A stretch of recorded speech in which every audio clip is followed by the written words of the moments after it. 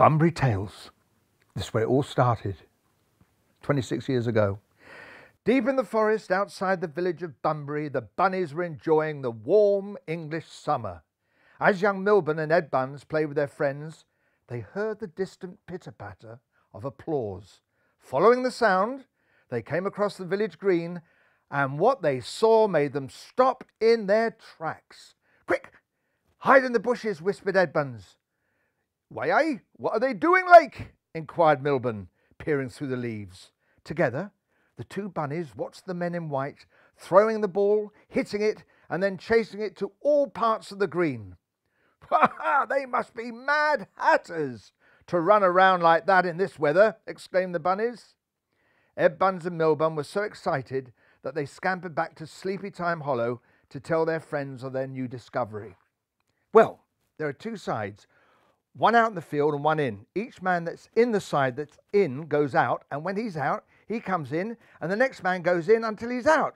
And when they're all out, the side that's out comes in, and the side that's been in goes out and tries to get those coming in out. Sometimes you get men still in and out. And when both sides have been in and out, including the not-outs, that's the end of the game. "How's that?" panted Ed Buns. "Well, if you can follow that, you're a better bunny than I am," smiled Hoban, the wise old rabbit. "But it sounds like a lot of fun, so let's give it a go. Everyone must help make the equipment. Come on." So the young bunnies nibbled away furiously at the willow trees and made the bats and the wickets, while their mothers and grannies knitted and designed the clothes, carefully following Ed Buns and Milburn's descriptions. The equipment was finally ready. It looked fantastic. Well, when the church clock struck midnight and the humans had been in bed for some hours, the bunnies started a tough training session. One particular bunny shone above the others. He was Ian Buntham, a strong hitter and fast bowler who could swing the ball in all directions.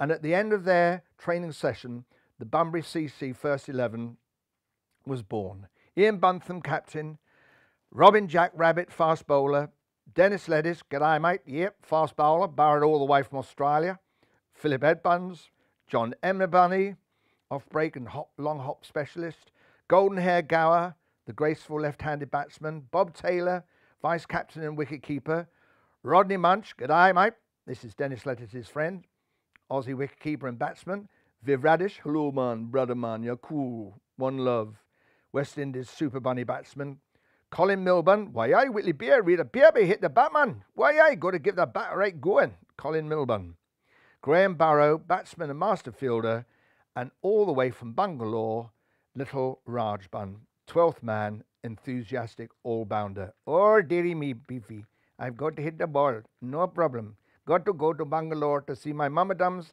and my baba-dums. Lovely." "Now we're ready," said Hoban. "Let's play our first game next Saturday night."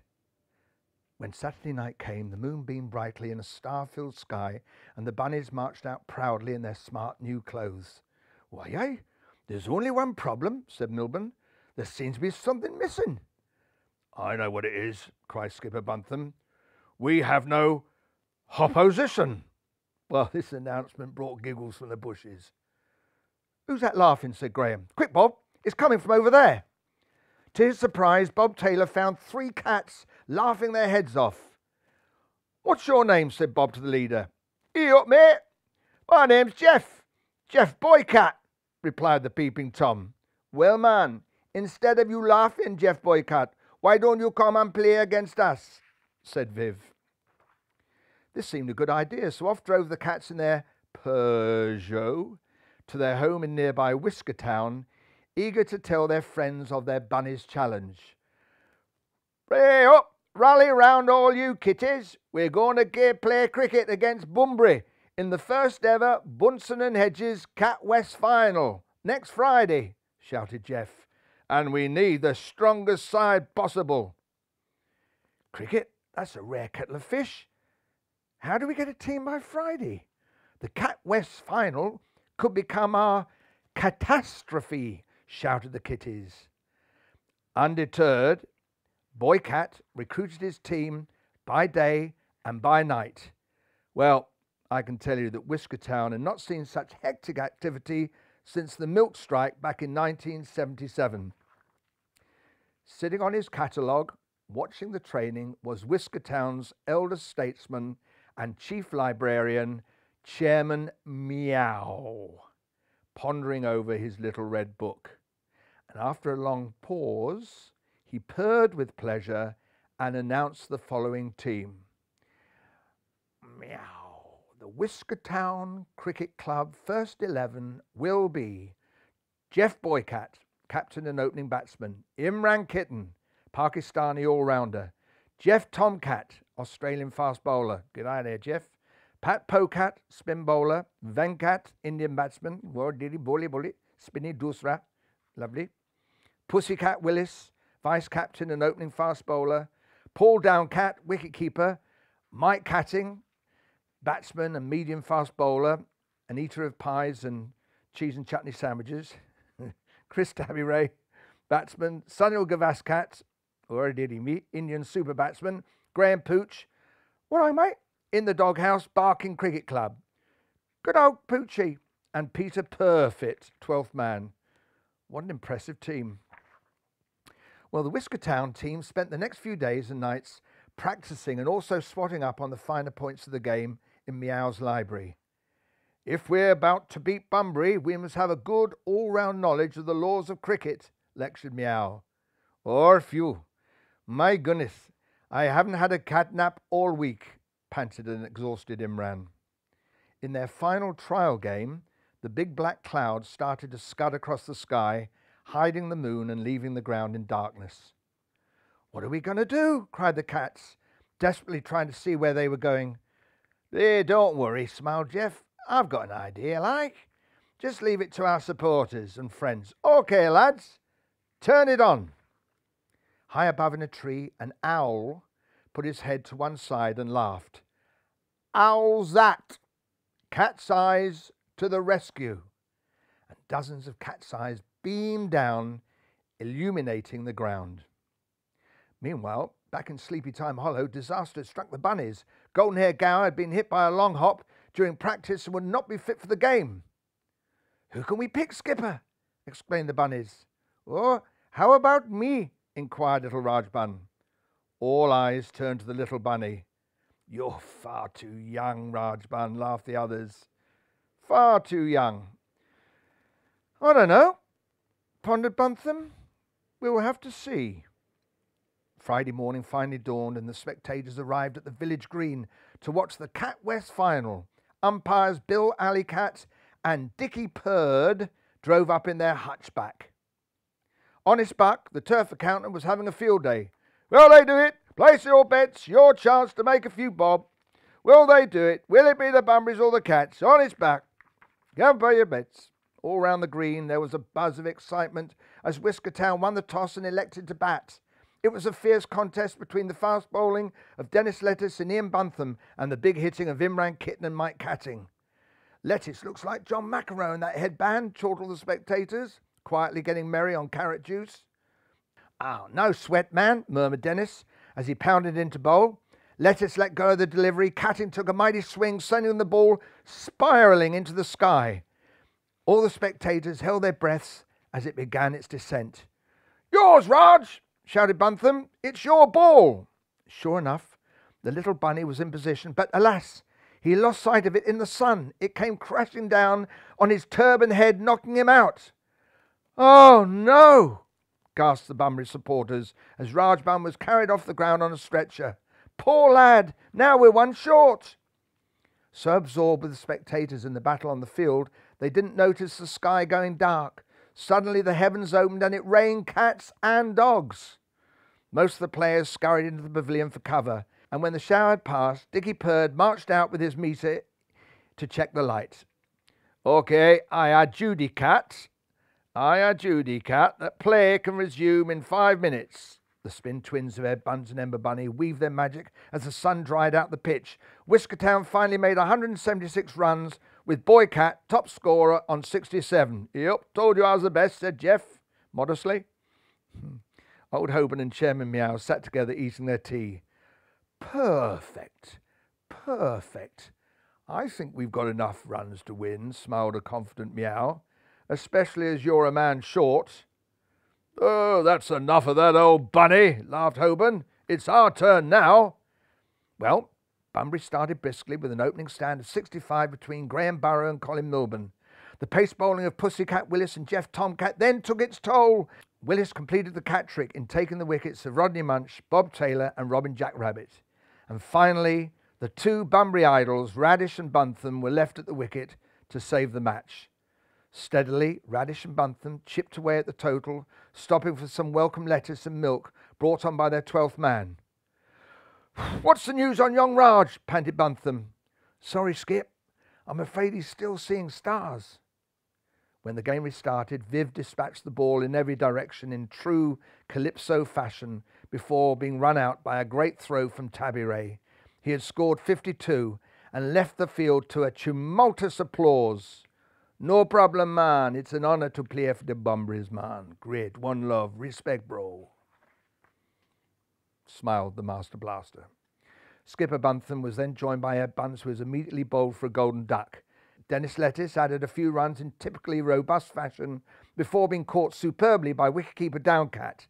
10 to win, and Buntham had run out of partners. The Cool Cats went wild. Surely it had to be the end of Bunbury with their 11th man still out for the count. And then, just as the umpires went to remove the bails and pronounce a Whiskertown win, there was a stunned silence all round the ground. There, tottering on the pavilion steps, was young Rajbun, clutching his bat, his head heavily bandaged around his turban. Out wobbled the little rabbit, not quite sure in which direction the wicket lay. "Over here!" yelled Buntham. "Good lad, Raj! Now just do as I say." High up in the tree, the Bunbury Broadcasting Corporation was commentating at fever pitch. "I'll forgive us for rabbiting on, but I can't recall this happening since Cowdery batted one-handed against the West Indies in 1963, shrieked Richie Bunno and Bunny Johnson in their microphones.